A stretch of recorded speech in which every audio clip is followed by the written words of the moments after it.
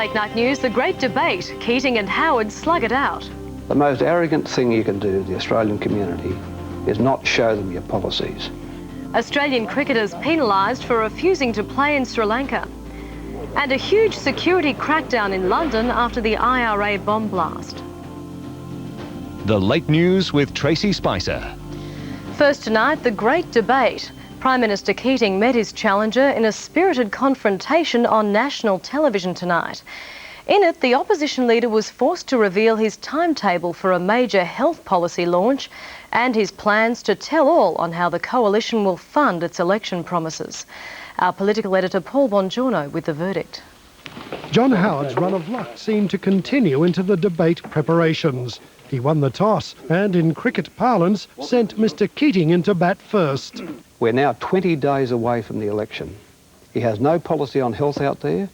I'm the only party leader going to an election with funded policies.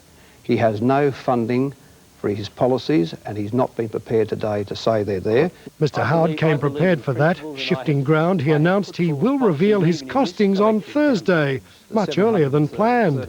And, not to be outdone, challenged the Prime Minister to allow the head of Treasury to announce the true status of the budget. Why won't you let Ted Evans tell us whether there's been any change in the forecast on the budget?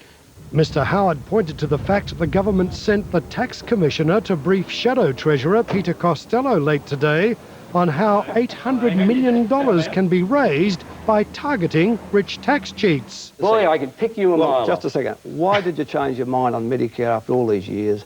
Why did you change your mind on industrial relations after all these years? Why did you change your mind? Isn't it you like to just tippy-toe into office and then we all get the bad news later? And in another tactical shift, the opposition leader will unveil his Medicare policies tomorrow. Medicare stays under the coalition, so does bulk billing, so does community rating, but we will build on that.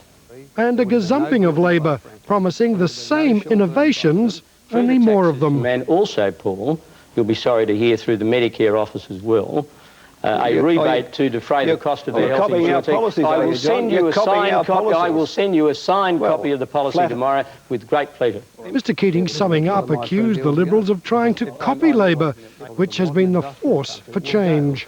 If people believe they could go 3 years to the opposition, to a party trying to copycat the government, to adopt the government's policies, and think they can go back, I assure them that the fire will go out. I think this present government has now been in power for 13 years, and it's developed all the signs of arrogance, of being out of touch. A Channel 9 studio audience of swinging voters gave the debate narrowly to Mr Keating. I made the offer, if we've got the same format, I'll be back. I think Mr Howard accepted it.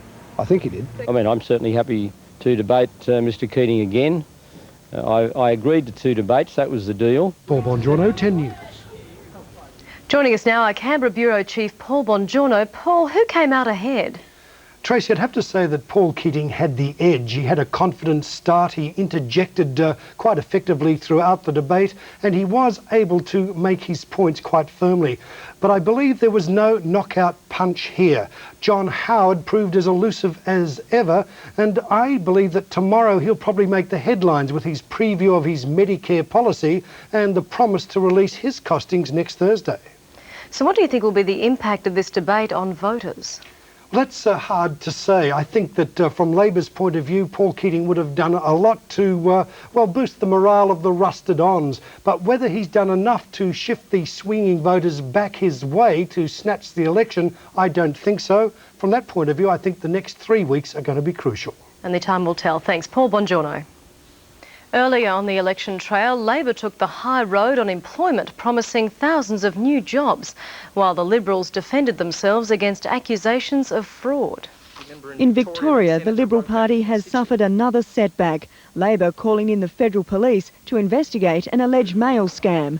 The ALP claims 4 Liberal senators and a lower house candidate charged $60,000 worth of direct mail to the confidential postal accounts of Labor MPs. It is John Howard who must immediately sack those responsible for this scandalous mail rort. The Victorian Liberal Party says Australia Post provided the account numbers and says it was a mix-up that was rectified last week. And Labor has promised to create 600,000 more jobs to help bring down the jobless rate to 5% at the turn of the century. But to do so, Employment Minister Simon Crean admitted on 10's Meet the Press, economic growth needs to rise. I think we have to be talking about better than 4% or better. And former Democrats leader Janine Haynes was on hand to help Cheryl Curnow officially launch the party's campaign. Senator Curnow wants Australia to be more economically independent, claiming both major parties aren't entitled to be believed. Jane Hitchkey, 10 News. Australia's World Cup cricketers will forfeit their opening game of the series against Sri Lanka and lose the match points. Another meeting in Calcutta this afternoon couldn't find a compromise, and organisers said they would stick to the original schedule. Australia and the West Indies refused to back down on their decision not to play in Colombo because of security fears following the Tamil Tigers bombing 10 days ago, which claimed 83 lives and left almost 1,500 people injured. Former Australian Cricket Board Chairman Malcolm Gray says Australia will miss out on possible points from the match, and the issue is now closed.